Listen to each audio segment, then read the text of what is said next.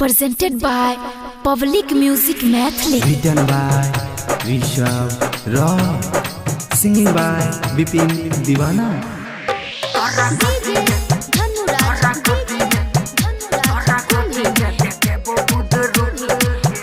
बस 5 minute छौरी झुक गे, बस 5 मिनट छौरी झुक गे, तोरा गोदी में दे दे वो बुद रुक गे।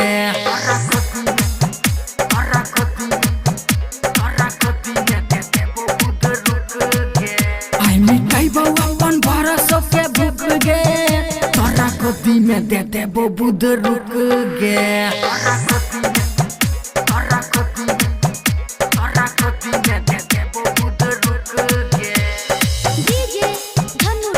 Presented by Public Music Mathli.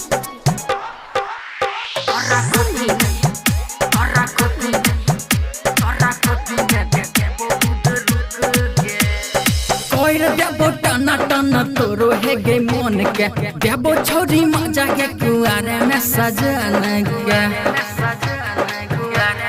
हे गई कोई देबो टना टना तोरो है गे मन के, देबो छोरी मजा के कुआरे में सजन के।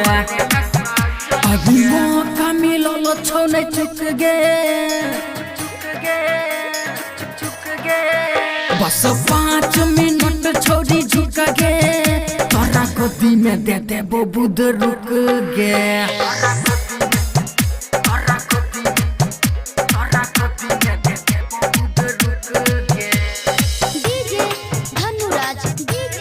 Presented by Public Music Mathli.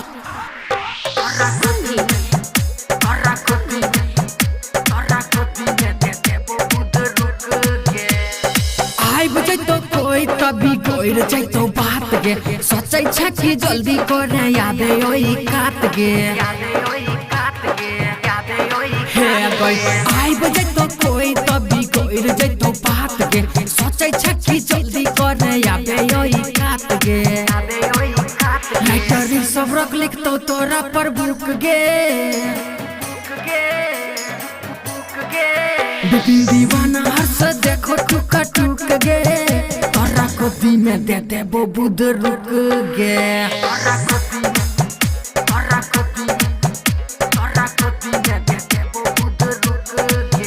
Bus 5 minute छोड़ी झुक गे, तोरा गोदी में दे दे वो बुद रुक गे।